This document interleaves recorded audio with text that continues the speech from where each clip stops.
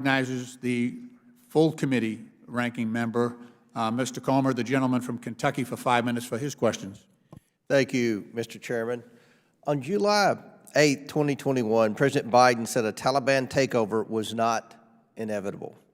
At that point, that was not true. President Biden was warned of a Taliban takeover well before July 8th. He knew a Taliban takeover was likely, but said otherwise. Ms. Harris and Mr. Lamberg, first of all, do you all trust the Taliban? Yes, no? This is a verify before trust situation. We've been very clear what we expect from the Taliban, and the ball's in their court. They have the ability to demonstrate to the world their commitment to what we've been asking for. Okay. Ms. Harris? I would agree with my Department of State colleague. I think at this point, all we can do is be clear in our expectations and our commitment to not let a terrorist threat grow. All right, yes or no? Mr. Lamberg, is there an Al-Qaeda presence in Afghanistan today? I think talking about the specific presence in Afghanistan would probably be better left for the classified session. I'm going to assume yes. Mr. Lamberg, do the Taliban and Al-Qaeda have a mutually beneficial relationship? Sir, going back, there has been a relationship, and I think that's well known. So are Al-Qaeda operatives within the Taliban?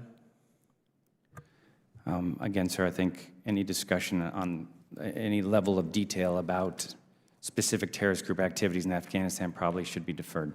Does the Taliban actively shield Al-Qaeda?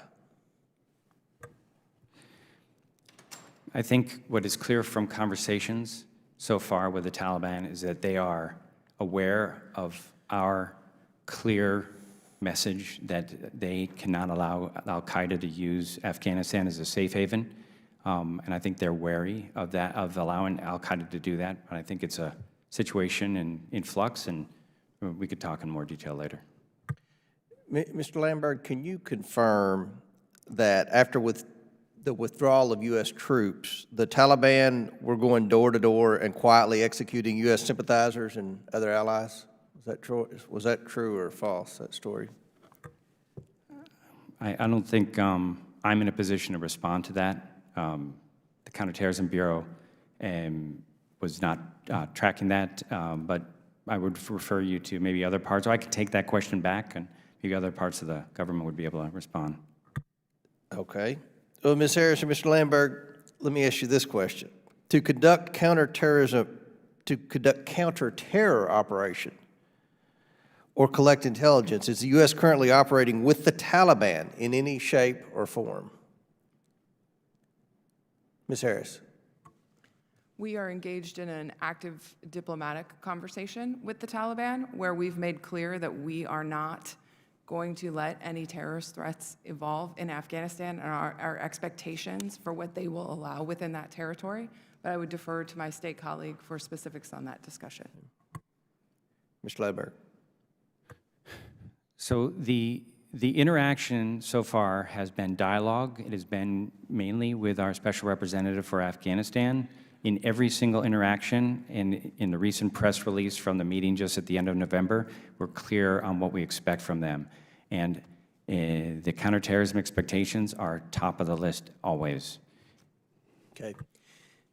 Ms. Harris, do you need permission from the Taliban for the United States to strike terrorists in Afghanistan?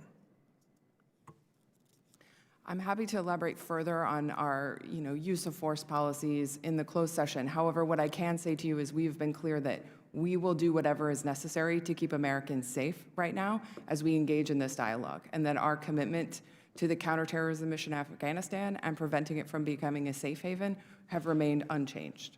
So if we have pretty significant confidence in intelligence that a terrorist is at a certain spot in Afghanistan, the United States can go ahead and pursue those terrorists without getting permission from the Taliban? I'll refer you to comments that have been made by others from the department. We will do whatever is necessary. We have said as much to the Taliban and left no mystery there that if we have actionable intelligence and understand a credible threat to U.S. personnel, U.S. interests, we will seek to counter that threat. Mr. Chairman, my